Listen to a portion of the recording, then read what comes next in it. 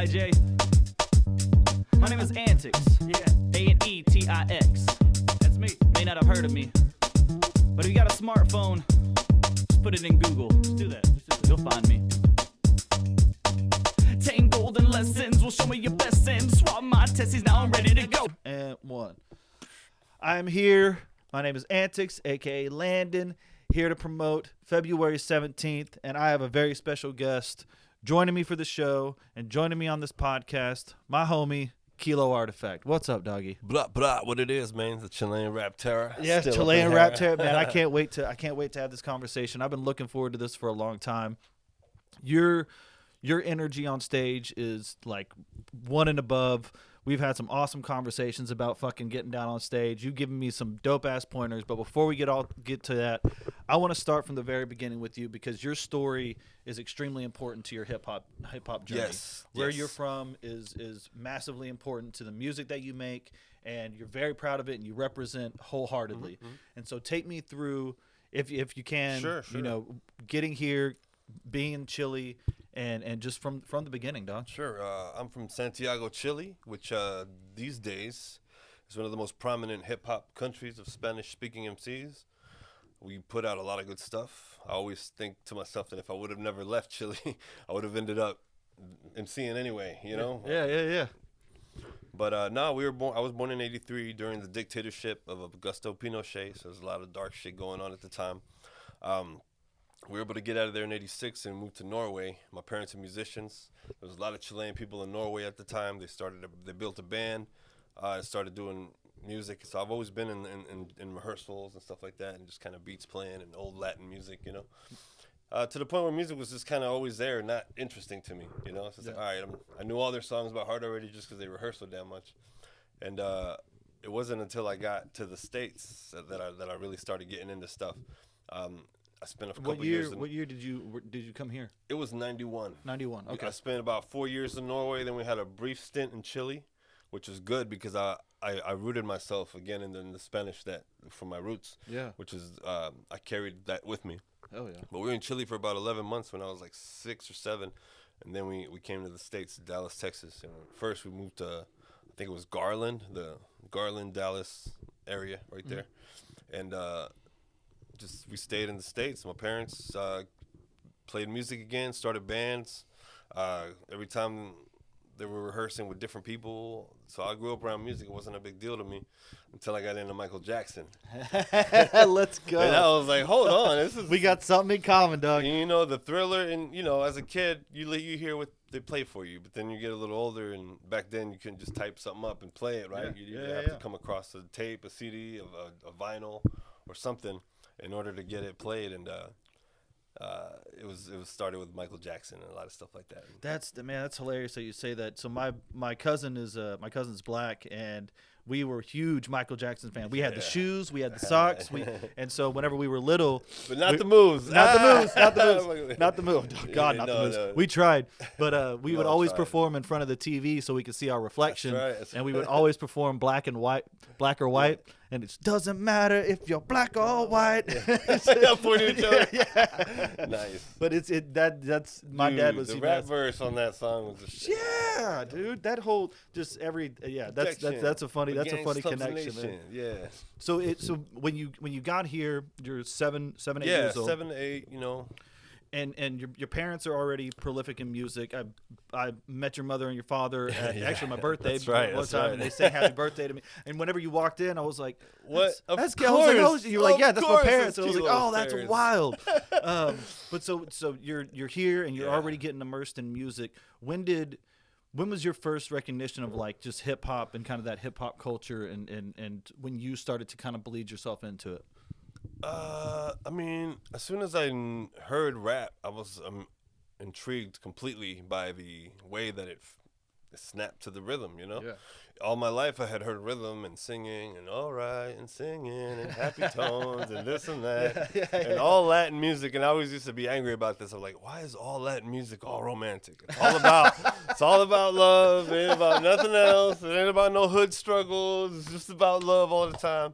And then I realized, well, damn, when you're poor, that's really all you got. Yeah, that's a And good what is point. more important than that? So people can be happy if all they have is love. So it's a good That's a lesson in really its good own. But nobody would answer that question for me. Why is all the Spanish music so soft to me? You know? You know. And then I hear rap, and it's like blah blah blah blah blah blah blah blah, and I was like, ooh, hold up, this has got some attitude, and it's saying some things, and oh, I like that. You know. Hell yeah, hell yeah. It took me, man. It immediately took me. Heavy big Bone Thugs and Harmony fan from back in the 90s, Busta Rhymes. I didn't have a whole East Coast or West Coast. I liked it all. You know, I liked Master P and them. Yep. I liked Cypress Hill. And then I liked Chilean rap. I got a tape from a cousin of mine that was like, hey, this is a Tito de Gracia. This is a Chilean group. And I was like, how do you have this? Oh, my cousin just came and brought it. And I was like, all right. I played it, and man, this thing was amazing. Oh, So wow. ME Latin was a record label that invested in Latin artists, and in Chile was brewing a nice little hip hop scene, mimicking, of course, the U.S. Yeah. East Coast model for Yeah. the mid '90s. Right? They were Yeah. intrigued by it, and a Well, lot it was massive, right. already massive. Yeah, in Puerto as soon as it Rico starts and- leaking, people start catching ears. Like, Yeah, oh, hold hell on. yeah. So it was 3 MCs, Juan Sativo, Lengua Dura, and Saturno. And they had producers, and Tiro de Gracia, which is like shot of joy is what it translates to. But it really means it'd be the shot that you when you kill your horse, your race horse that's hurt. Oh, You interesting. kill him to put him out of his misery, right? In Interesting. Spanish, there's a name for that shot, for that bullet. It's called Tiro de Gracia. So I don't know what their whole thing was, but it was like the shot of joy. That was their band name. Oh, wow. And I heard it, and it was super East Coast, and it was like they were talking about lyrical situations and about government situations and the Pinochet thing and everything from Chile that I remember escaping as a kid, and I was like, whoa. Wicked.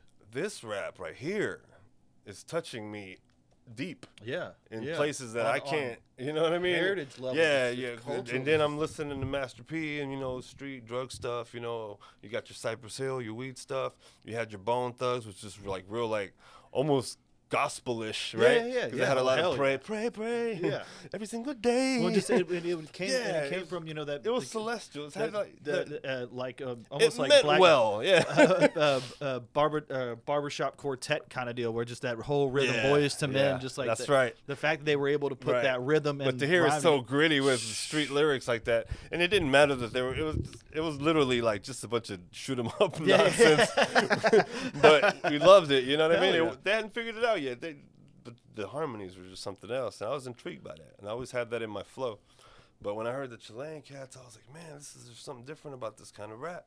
And it wasn't until my 10th grade that I ran into someone that was like, look, this is within the genre of rap, the hip hop things, and there's different ways you could take it. You could take it literal, Yeah. and you could just take it as, oh, you just want to do the music. And yeah, with a music background, sure, I wanted to be part of the music. But once I realized that there were 4 elements involved in the culture, I didn't want to just be trespassing all over the mic just because that's what's cool and hot and in, and Yeah, everybody yeah. wants to rap. So yeah, fuck all those other elements. No, I respected it. I understood what it was, and I tried b-boying. I tried graphing. I got out in the streets. You know what I'm saying? I tried DJing for a little bit. I'm back at it now. Hell yeah. But I quit the turntable a long time ago. I went back to the mic, and I was like, yeah, this is definitely my element. But once I learned what hip hop was really about, I really embodied it and tried all. And as corny as it may seem to a lot of cats these days, people are like, oh man, y'all corny with that old school shit. Y'all don't understand. Like we were channeling the energy that would have otherwise gone to some other shit, to some other causes. You know what I mean?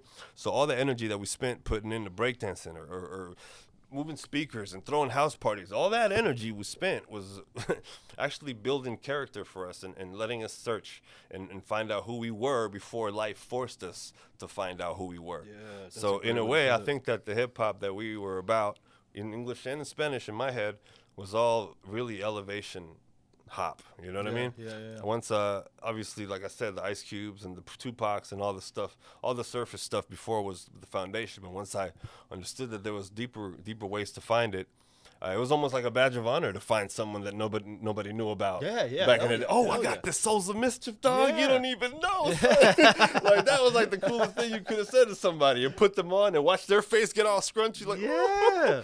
yeah. Hell yeah. But it's all right. We change. Well, and KRS-One talks about the capital H in hip and hop and how that I got a little snippet from him in before one of my teacher, tracks, and he talks about how hip hop's the only thing that can is the only thing that can unite the world, because all the other religions have blood on their hands.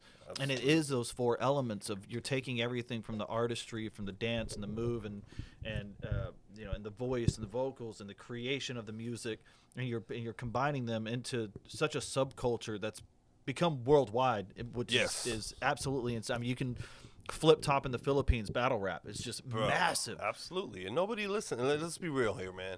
The way that I see things, and I try to be as positive as possible in a dark world. You know what I'm saying? Like, I understand where I live. Like, I got this rhyme, bro. It's one of the illest lines where I'm like, I'd love to paint a pretty picture, sure. Sure I would. But all I got's a brush dipped in blood and gore. You know what I'm saying? So what's in store, right? Hell yeah. So you got to paint the world with the paint that you got, right? But I try to be positive with my music and try to channel it in a way that it's more like the story ain't over yet. You know what I'm saying? Like, there's a lot of people my age, I think, that are sour, that it didn't work out, or that in their eyes they didn't succeed, or that they didn't blow up. You know what I'm saying? Yeah. But to me, this whole time, creating art was something that my soul wanted to do. It was never a career goal or a plan that I said, oh, well, I'm going to, of course, it would have been great, you know what I'm saying, to get signed by Dre or some shit and tour during my 20s. But regardless of that, I built my character. I stood on what I wrote. I built Stones a legacy here. You know what I mean? Yeah. And we're here banging, baby, and we're going to be rocking soon, and we're still alive because the story ain't over yet, dude. That's such a good way to put it. You can't let the world beat you down, baby. You got to keep going, man. That's all I'm talking about. And there is that. And I think it's with anything, no matter now, whether you're playing sports or something, the idea that maybe I didn't make it, so maybe I'm, I get embittered and stuff like that. There's many ways to be. And I think everybody kind of goes through that, but there is something to be said about going through that and then coming out the other side and being like, man, I just love this. This is just what I love. This is just what makes me feel whole. When you stop doing it, you realize that you're not yourself anymore. You know what I mean? 100%. Yeah. So whenever you moved here, you started getting in the element. What were some of the first shows that you did, songs that you did, and certain people that you met whenever you first started kind of getting into that Dallas scene? Well, it's interesting because I was a ball of different things, and that wasn't normal here. Either you roll with some Texas shit, or you were super East Coast. Well, and it's so funny because we're like a hub too. Like we're in the perfect spot to get the down south, the whole southern, the East Coast, West Coast, draft. Midwest. We get the rap draft. You know what I'm saying? The cold it's chill like a cold front and then we get from the West, because it was very Midwest and very Cali-ish. Yeah. I would think in Texas, and that's where we really built our especially Dallas, Dallas. And I don't want to take nothing away from it, bro. Everybody can translate rap music the way they want to, but there are 4 pillars of faith, right? There are 4 elements here that we're building on, and I feel like at some point, while rap was flowing through the air from city to city, a lot of the facts and the things that we had understood, that the early MCs had understood. Hey, man, this microphone thing is a powerful thing. Holy crap. We can literally change the world with this thing. Hold on, guys. Let's write ourselves a couple of rules here before this thing gets out of hand. And it got out of hand. Obviously, the corporate hand gets in, and it's all about selling. And then newcomers come, and it's all about selling to them. And we lose the grand design, which was really it's nothing but the ancient art of passing stories down to people. And rapping is the best way to pass a story down, because the rhyme clicks into the beat, and it almost like it snaps in your memory, and you're like, oh, that Slick Rick song is fantastic. Or you hear story songs that are dope, even when they're stupid. You know what I'm saying? Like, oh, that's great. You got busy in a Burger King bathroom. It's like, there you go. What exactly does we know what it means, but it's goofy. You wear the nose and all that kind of stuff, but at the same time, there's a story to be told, and sometimes getting through that the comedic space opens up so many different doors to be able to speak seriously on topics. I mean, help. Digital Underground, where Tupac fucking started. I mean, look, that Digital Underground has some funky stuff. They were in what's his name? They were in an SNL guy's movie.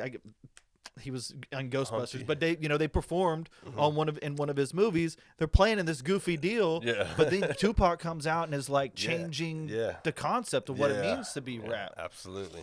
and It's it like just that- took that- on its an energy of its own.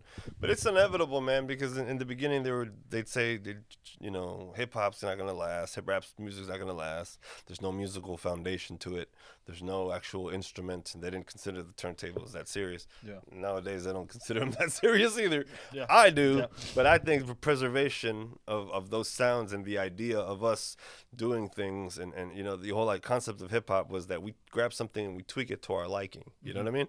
So I could see where people would have grabbed rap music and tweaked it to their liking. So I get it, but at the same time, like, understand that this medium is powerful and it does things, man, and it affects the community. It could affect a family, marriages, even in close proximity. Yeah. You're like, I could be some lunatic rapping about all kinds of shit and destroy my marriage. Yeah. Because I rhyme myself into some identity Yeah, and put myself in a situation where I go ahead and cheat on my wife. Yeah. But that's not what we're doing That's here. what that ego gets a hold of you being on stage. But once you master all that, you know how to move the pieces around. And I get it that you don't want to be bound, and you want to just be able to create as unimaginable as you can.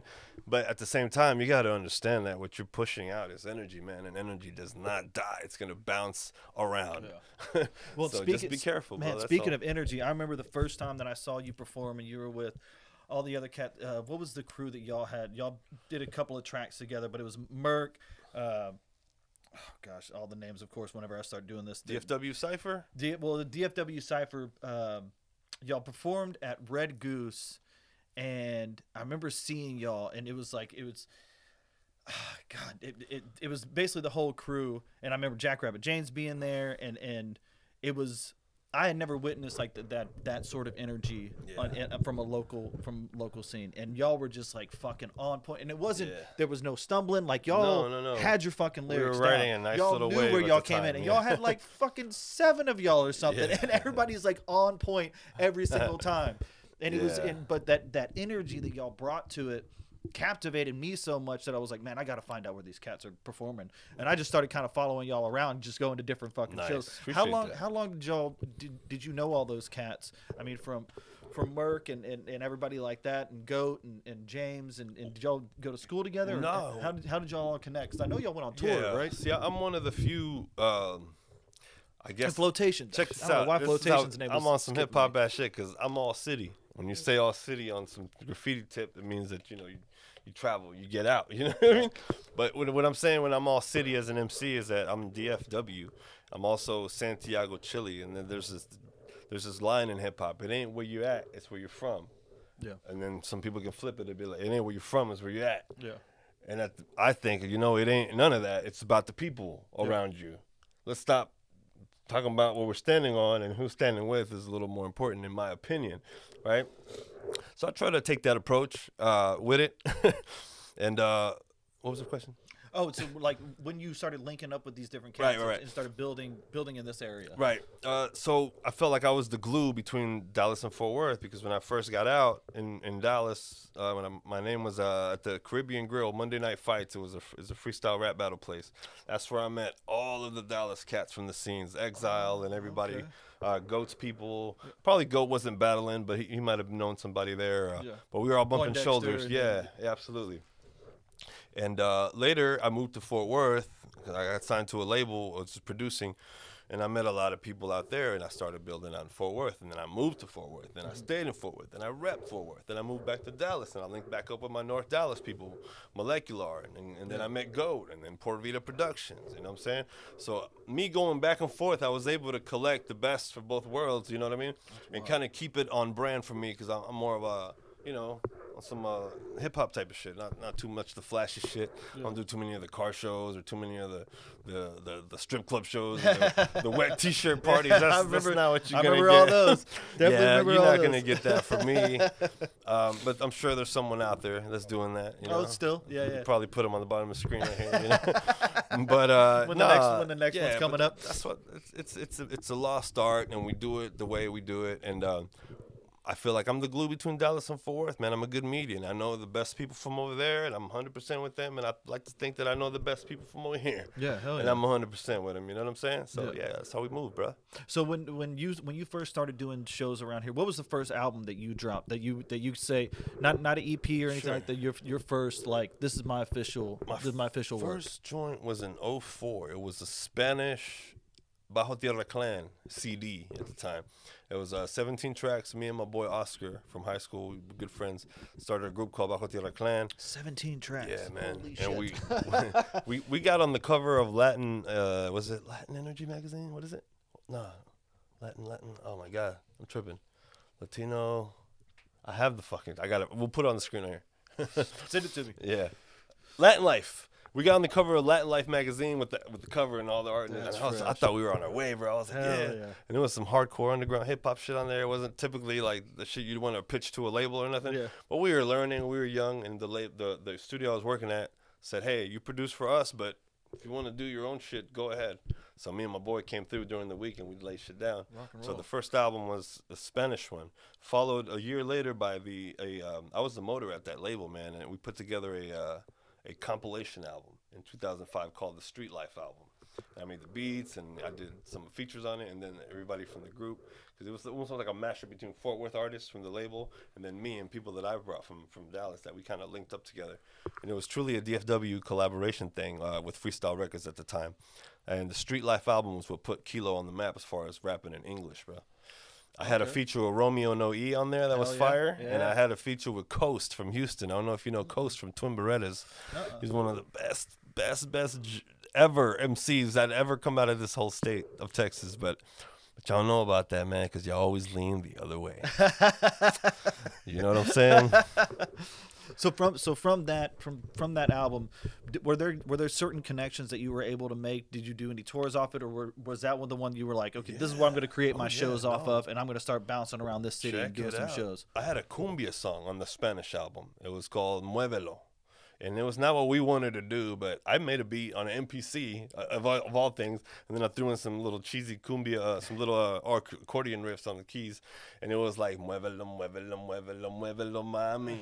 But then we'd rap it like, I gotta do this shit to win a fucking Grammy. You know what I'm saying? So we was like a satire, but at the same time being kind of serious, just so that the public would be like, okay, I guess we could roll with these cumbia rappers. But no, the ulterior motive was, fuck the world, fuck the system. It's all fucked. You know what I mean? But you're young and you're energetic, and hell yeah. you got a rebellious mind, and me, I didn't even know a lot of things that I know now about it, but I was still just an angry teen, and like, I just put that energy into my raps and shit. You know what I mean? And we toured, bro. We went to Del Rio with that album. We had stickers out.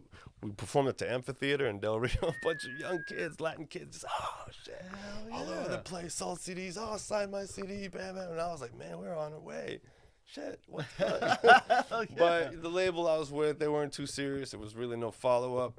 I'm not gonna get into that here, but a lot of the people from the crew decided to roll with me after that disbanded, and I had my thing called Bajo Mundo Projects, the BMP, which was like, I didn't want to be a records or a music group, and everyone had those kind of titles, or entertainment. Yeah. So projects with an X, Projects, and this is the first time I'll say it.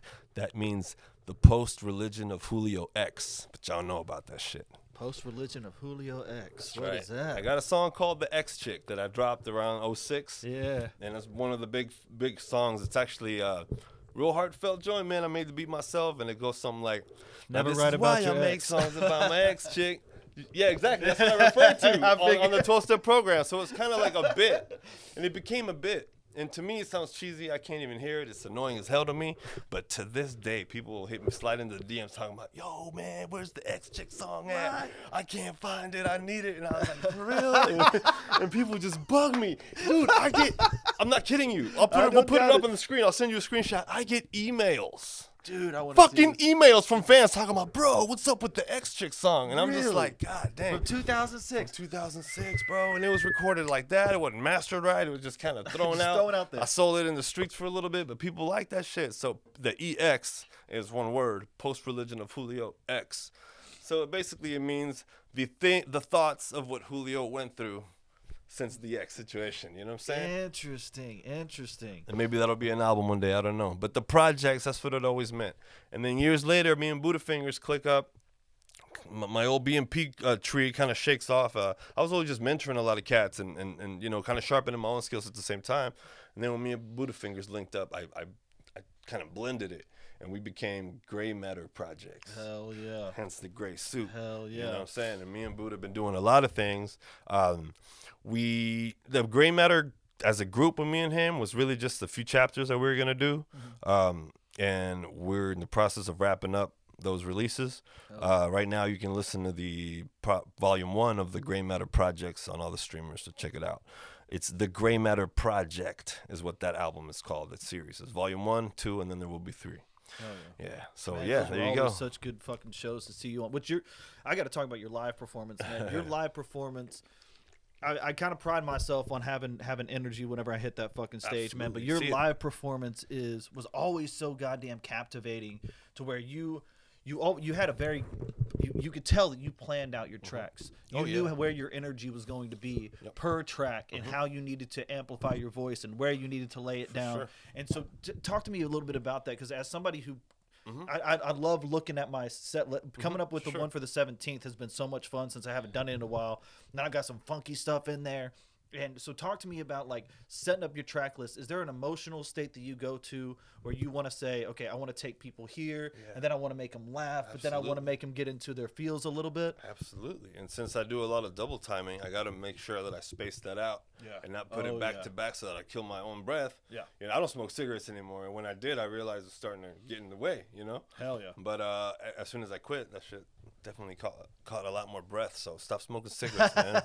You're hurting yourself, man. If you're gonna smoke something that's gonna help you, man. That's all I'm saying. So one of the tracks that I think everybody who's gonna watch this knows is 12-Step Program. That's right, bro. Tell me how you came up with that concept. Tell me how the mind space that you went to write that motherfucking track, dog. It literally manifested itself to me in a dream. You know what I mean? Hell yes. I mean, I woke up one day and I was just like, and I'm not an alcoholic, and I wasn't friends of any alcoholics, so I wasn't familiar with the 12-Step Program, but I knew it was a thing. Yeah. So I knew this thing called 12-Step Program, and then I was like, 12-Step Program. I was like, that's cool. And then I was like, I get song ideas sometimes that just hit me, and I just can't, like Nutrition Facts. That's a song. I want to do a song called Nutrition Facts. Okay. Fact, artifact, right? So it's on brand, and it'll be about what I ingest in my life through my ears, through my mouth, through my whatever. You know what I'm saying? Yeah. So Nutrition Facts. If I had a label, what would you see on it? You know what I mean? See through, right? So I had a 12-step program, and I was like 12-step, 12-step, and I was like, so 4 bars, 12 steps, 12 divided by 4. It's 3 verses. Ooh, 4 bars, that's 8. 4 bars, that's 12. Ooh, that's a step. Nice, that's a step. Okay, cool. Dope. I didn't even know D techniques yet. And I had this, okay, and then in the hook, I should scratch some shit about, welcome to my 12-step program. Okay, yeah. Okay, cool. I'll write that down. I even drew on my pad, and we'll put it on the camera. I'll send you a picture. Please do. I did the turntable, and you'll see right now. The turntable, and I was like, I need a DJ for this. And then the rest of the song was laid out. And I wrote it. It was a beat from Spain that I put on a loop. Some rappers from Spain. It's a mixtape joint. I do want to re-release it as an original thing. I may make the advanced chorus version.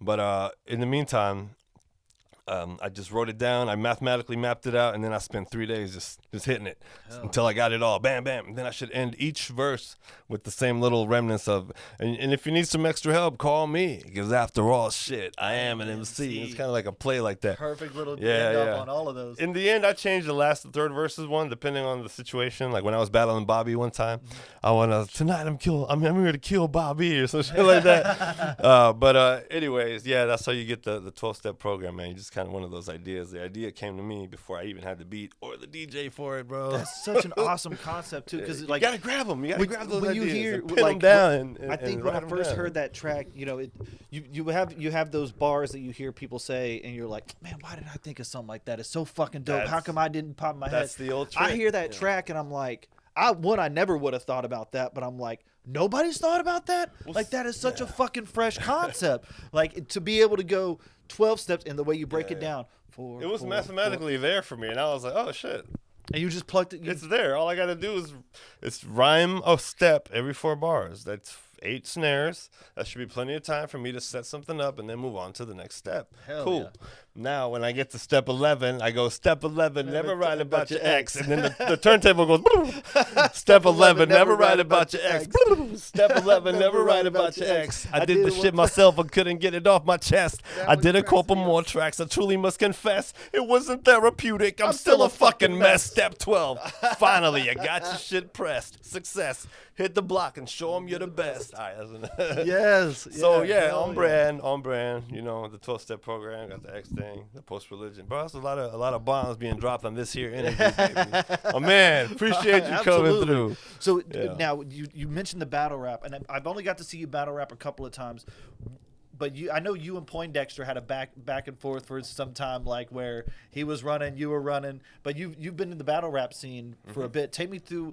I love the written battle rap now, man. Yeah. I like King of the It Dot, lets you be creative. URL. Yeah. You know all the like I just Guardians It's of the fun. Gate. It's fun. So tell me about like getting into. Obviously, that's almost an element within itself. For sure. Of You got to hip-hop. really, really live it. You can't just be a part-timer, and I learned that the hard way. Yeah. Back in the days when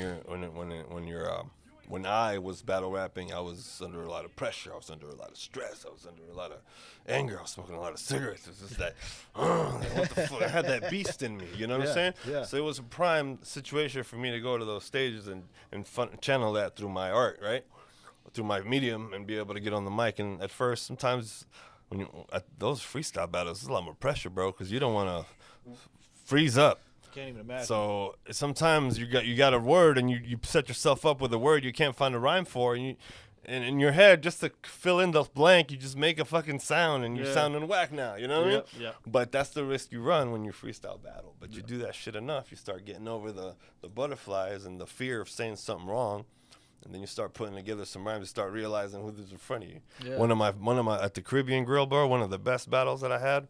This dude had this white towel hanging out his pocket. He had these big FUBU pants, right? And he looked like a mixed brother, and he had big yellow, big old lion hair coming out, right? And he was just like, he really wasn't bringing nothing. He was just kind of trying to be up there on some pimp shit. He was like, say, I'll come through and I'll lay. You know what I mean? And I was like, say. Yo, is this fool right here trying to hum, rap, or sing? They got me on stage battling the Lion King. And I thought that was a dumb rhyme, but the whole place went, oh! You mentioned something that they knew, and they were on board. And then I saw that, and I get this oh shit, this adrenaline rush, and then you go back at him, right? Yeah. And now I'm really looking at him, and then I see the towel hanging out his pocket, right? So I'm thinking, towel, what rhymes with towel? As I'm just... Yo, I'm Kilo Artifact and I'm smashing you. Out here, people second guessing, I'm here to smash on you. You know, and then I'm like, come on, something that rhymes with towel. Vowel. I'll murder you with every single vowel. This battle's already over. You might as well throw in the towel. And I pulled it out his pocket shorts. I pulled it out the pocket, bro. What? And let it drop on stage, and everybody was like, what? It was roaring, bro. And the prop. Legendary. And the prop. Yes. And he was wearing. I didn't bring that shit. He fucking brought the prop. You know what I mean? But you see that and that's fire. My ears, bro, the roaring. Whoa, just felt like, oh shit. I can't even imagine. Well, in that pressure from it, the release, dude. I can imagine. The release after that was just like, oh god, I won this one. Yeah. I won this one. Oh my god! And Headcrack was on stage, and he was like, "Artifact!" And everybody was like, ah. Oh, bro! And then the next thing that happened, I was in euphoria. I was in total state of euphoria, and the dude's girlfriend was on the side of the stage, kind of sitting on a speaker. She was drinking a Corona.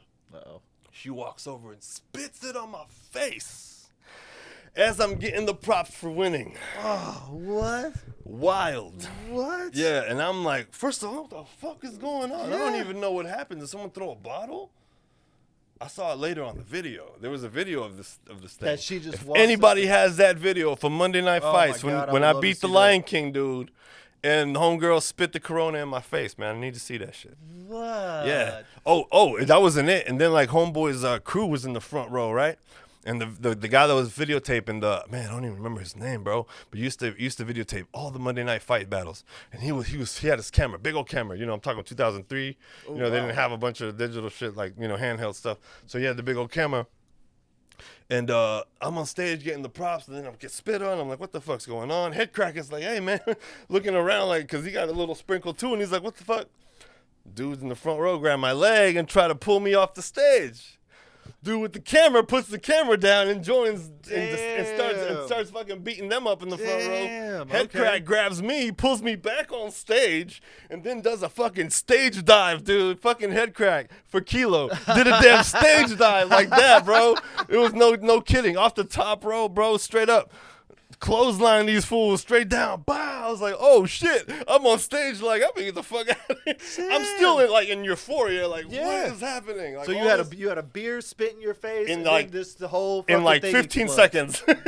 Yeah, at the end of that battle. It was legendary. That's fucking legendary. And so that was 2000. That was 2003, 4, or 5. And those are the years that I dominated. Green Elephant used to do. They did battles then later. I came back to sharpen up the skills again.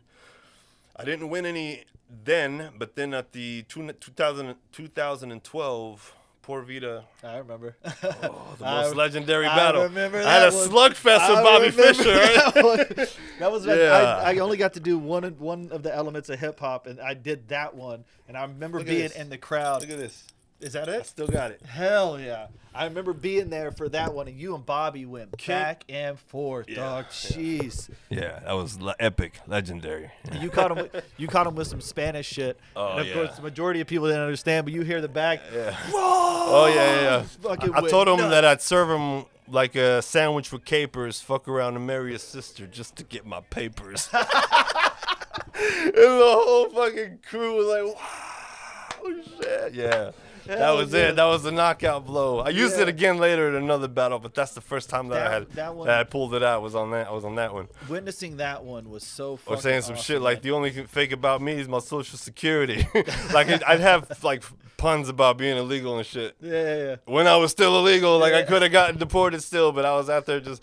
In 2015, I had an interview with was The Observer at the time, yeah, and we're talking everything, you know, wow. and I'm being super candid. I was still illegal when I did that. I told them I wasn't. Obviously, I lied on it, but yeah, I didn't want to put myself out there like that. But it was just a year later I got my shit situated. Appreciate it. Ortiz Law Firm, you know what I'm saying? Immigration lawyers. Going through that whole process with my wife was a super interesting one. People have the wrong idea that like, oh, you get married and then suddenly you become a citizen. Like, no. Man, it's such a you're a perp in their eyes. It's such a process. We went down to Houston one time because she was still on a visa. My wife's from Colombia, and we went down and she had to do this interview, and they're not nice to people, man. Poor her, man. We go stay at a hotel. I take her to the interview, and I'm getting paranoid as fuck because I don't know if they're just gonna tag her bag or take her back. And I'm sitting in the hotel like, where the fuck's my girlfriend at? Hour later, 2 hours, 3 hours, 4 hours later, I'm like, where is she? And finally, I get the phone call. They made her wait for 2 hours by herself, and then 2 hours just grilled her. And it's like it isn't just this. Oh, well, you're married to an American citizen. Bingo, bango. Yeah, you're making good. sure it wasn't bullshit. Yeah, they're overdoing their job. Yeah. Yeah, and they're not kind about it. And it's awesome to hear that you've got your green card and you're able to be here safely. Legal. Now. And shout out to everyone who I ever had issues with that didn't report me to immigration. I love you. I love you guys. Thank you so much. You could have went there, but you didn't. And that's really human of you. I love you for that. But just for that. That's deep. That's deep. So we've gone through the battle rap. We went through the first album. I want to know what does the future have for Kilo? Like what's some of the projects that you're working on, some of the cats that you're working with, and you've been doing this.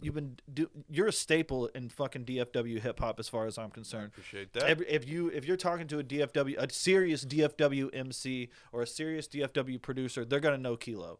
They're gonna fucking know you. And so where's the future? What does the future look like for you? Where do you want to go? Well, I think at this point I have to just be who I've become, and who I've become is a pillar for immigrant artists that can smile and say, hey guys, it's doable. We can. There is light at the end of the tunnel. Yeah. And I got there. Success can be many forms. It can be marriage. It could be a family. It could be a job. It could be a rec league football trophy. You know what I'm saying? Whatever. But success is what you make it. And at this point, I think I've become an example of an immigrant who chose to be a part of the society that they came to.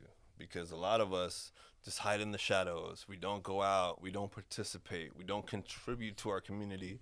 We just, you know what I'm saying? And we live in the shadows. And those years are over, man. It's sad that we had to go through all that. But I think that it's a new day, and it's more acceptable now to be who you are. And in this great country that allows that inclusion, you know what I'm saying? And I know people try to pretend like we don't, but that's the damn. What's more American than immigration? Yep. Tell me that. 100%. You know what I'm saying? 100%. So the fact that we're here, we can be proud, and we are a part of this nation. We're not just some scum that washed up on shore, because that's how we're treated a lot of times. You know what I'm saying? So no, man, be you, stand firm, create. Whatever it is that you want to do it. Don't let anyone tell you that you can't. And in the future, I want to be a example of that. I got my own empanada business. I will hire. Which we're definitely going to talk about. Absolutely. Music will never stop. It'll always be a part of me. I will produce and engineer things forever. However, I do have to finish the trilogy. I started the trilogy. Besides those early albums, when I finally did a solo one in 2016, it was The Illegal Alien. I took all that pain and energy that was consuming me for those 10 years and put it into an album, The Illegal Alien. However, I learned, I thought that with that I could put it behind me and be like, all right, cool, now I can focus on being an artist again and not have to deal with these things. But no, I had to deal with it some more. Being a resident is not, it's a different level of it. Yeah. So now I got an album I'm working on called The Resident, right? Kilo Artifact, The Resident. That's part 2 of the trilogy. The third one will be The Citizen. Once I get my citizenship, I will make an album from that point of view. So I'm cataloging the entire process of pain, anguish, dedication, discipline, all right, at surviving the immigrant journey. That's fucking awesome. In hip-hop. So Kilo Artifact, the trilogy, Illegal Alien out now on streamers, The Resident coming soon, The Citizen eventually, Special Features 2 is coming. You're on Special Features 1. Yeah, hell yeah. Oh, yeah. So I was listening to that not too long ago. It's a good joint. Special Features 2 is coming out, where I'll be featuring, actually, I'm going to redo The X Chick. I'm redoing that song for the special features. Okay, okay. And I'm going to touch up 12-step and do the advanced version on there as like exclusive tracks. Hell yeah. Apart from features that I've got with. Are these gonna be remixes, like with new lyrics, like just taking it fresh, or yeah. I mean, I probably not the X Chick, because I got nothing new to say about that situation. That's a good point. But we'll probably relay it for the fans, man. See, if y'all ever say the Kilo Artifacto is not for the fans, cut that shit out right now. I've gotten considerable email interaction to know that I need to give y'all the X Chick. Y'all keep asking for it. Y'all gonna get a remix version of that. That's fire. And anyone who wants to learn more about MC and the 12-step advanced version coming soon too. Now that's gonna be fucking, because the 12-step program is like up there. Yeah. I want to see, especially after your growth for so long. I want to see where you can take it now, man. It's and speaking from that's one of the reasons that I thoroughly enjoy the MCs that I do is they take what they love and they turn it into something even bigger. Like Goat, for instance, the Senseless album. The fact that he would talk. He put himself through a whole discipline. Exactly. And the fact that you're going like, I've been through these things and there's nothing more than I want to do than to talk about these things that I've been through, and I want to make it even bigger than just this one part. I want to go through a trilogy. Gray Matter, I want to go through a trilogy. I want to have these 3 parts that I can hang on to. I feel like I always have to over-deliver on everything, because my artistic output is way stronger than what I can release with my hands and upload. You know what I mean? I got way much more here. I wish I had a team. Eventually I will. Yeah. But we building empanadas for now. The empanada empire being built as we speak. And let's get into that, man. So February 17th, Kilo's gonna go up second, because I want him to be able to show y'all the fucking empanadas. I'm gonna have some people out there, and I'm gonna be making sure that people are buying those motherfuckers. Tell us how the empanadas got started. Like, Yeah. how'd you come up with it? And like, I love the logo and everything like that. Chef Kilo. And tell me more about it, man. You are what you are, man. And as an immigrant in the United States, I had no choice sometimes but to work in a kitchen or to work on a paint crew or to work at McDonald's. You know what I'm saying? And I did all that. Then you get into more kitchens, and I was a little, I wasn't a cook. I never knew how to cook shit but eggs and maybe some boxed macaroni, you know? And maybe, I didn't even know you had to salt your meats at one point in my life, you know, in my 20s. Yeah. But when you work, you get forced to, I worked in a kitchen. I worked with some raza, a Mexican cat, that really schooled me and said, hey, man, this is how you chop veggies. Hold the knife this way. Use a cutting board. You're going to cut your finger. Watch out. You know what I'm saying? I was like, all right, this cat's really schooling me. Oh, yeah. And just working there, it was a blessing, bro. I was able to understand the nutrients and how vegetables played a part in the food we eat, just because I was actually intimately involved in preparing them. Yeah. And then I changed my whole diet. I was like, damn, this is wild. I'm gonna start eating vegetables. Celery and ranch is pretty good. That's why they put it with the wings. I thought it was just decoration. You know what I'm saying? Oh, I can actually look cool at the my little mouth down. garnish. Have a little something. Have a little something. They got these little plastic celery sticks that they bring out with your food. I always wondered if anybody ate them. No, but you know, you grow, bro. You're raised to eat all the junk and shit, and if nobody stops you, you do. You know what I mean? Because we're creatures of horrible habits. So if we don't have discipline, we can't ever grow in anything. Hell no. So you know, it's the Red Bull on my side. So a few jobs after that kitchen, I got a little. Okay, I think I can handle some kitchen work, and then I went to an Italian restaurant. Couple of years working there, I got really good at everything. I knew the saute side, I knew the grilling, and I knew the pizza side. And they did calzones. And they had frozen dough that came in a disc. Yeah. But once it thawed, you'd have to, shape it and shit. And I got really good at shaping these things, bro. And I was like, ooh. And I thought to myself, man, I wonder if I could make Chilean empanadas and if anybody would fuck with them. And I was like, well, I do music, so I know my music people might could fuck with them. You know what I'm saying? Yeah. So, and I just stored the idea in the back of my head. A few years later, I decided to give it a go, and turned out pretty good. Had my aunt critique my I just learned online, you know what I'm saying? I found a recipe and remembered what they taste like. My aunt in Dallas, my Aunt Delia, love you. She was in the 90s the best empanada lady in the community, and she'd go to the soccer games that my uncle and my dad would have, and she'd sell empanadas, but just to our community. They didn't get out to anyone else and shit. So and she'd be like, oh, they don't like them. American people can't appreciate these. Like that was her whole thing, right? But I feel like maybe back then they didn't really vibe with them, but these days, man, a lot of people really jive with my empanadas. So yeah. That's how it is. Just an idea that you actually want to put some fuel behind. Put a little. It was a little bit of me. You know what I'm saying? It's a lot of it. And here's another thing.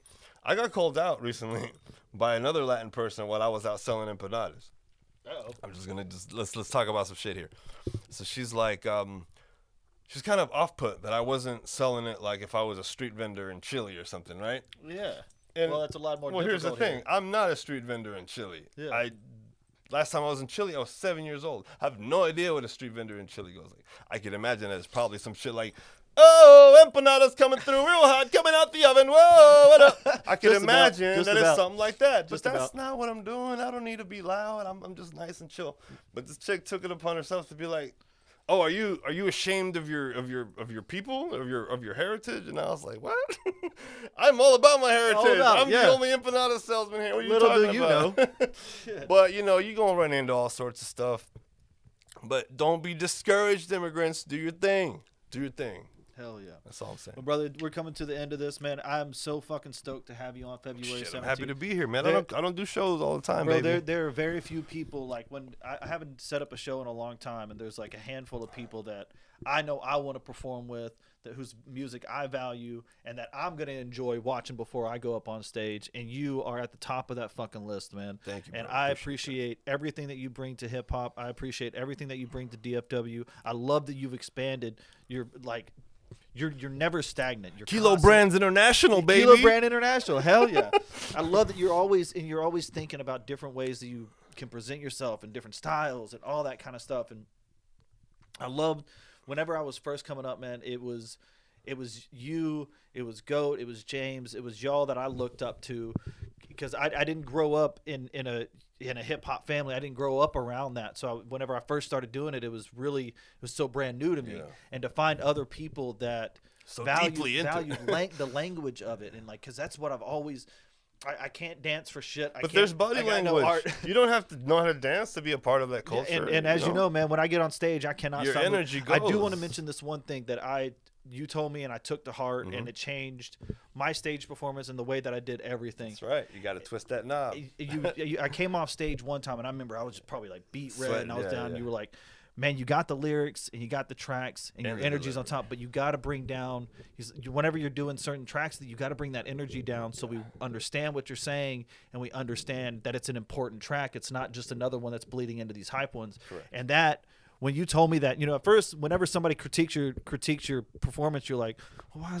And then you stop to think and you're like, damn, that's because I valued your performance in the way that you were so much. I took that on myself, and every time I set up a show, every time I set up a thing, I'm like, I think back to that, and I don't know if I got to tell you that, man, but that changed me as an artist in the best way possible. I was like, I want to enunciate, and because I value my tracks so much, I want people to be able to understand those tracks. I don't want them to lose it because I'm so nervous that I need to move around a lot. I need to reel it in so I can focus in on getting to the audience. And what I was telling him is that, in a nutshell, without being direct, I could say, as an artist, you have to feel what your music, but you also have to be putting on a show. So you're acting still. So you have to be conscious, like, okay, sure, I could be like, if I was doing some rock shit, I would do that. But you have to know that you could do that, or you could do, that's a little more controlled. And that's all I was telling my man. Hell yeah. You just got to adjust the knob of energetic flow. That's all. And I think I was watching.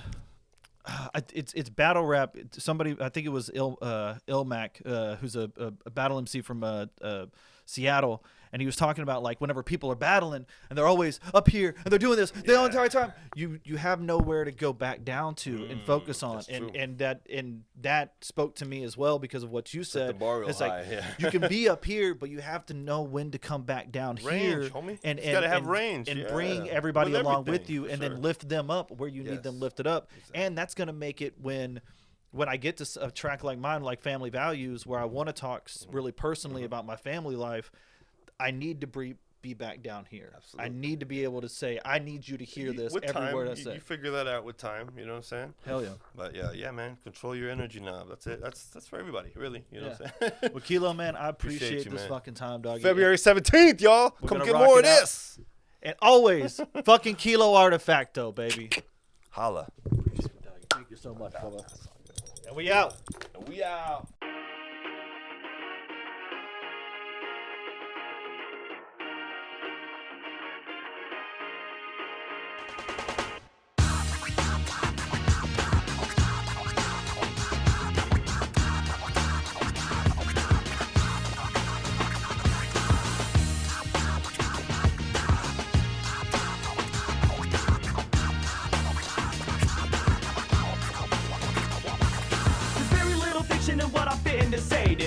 Take a hiatus, or am I just impatient? No way. Maybe knocked out, far over the head, stuffed under the bed, over deep in my industry, man. Hidden in sheepskin and senses and sweet thins. Hip hop is on this stuff I've been waiting to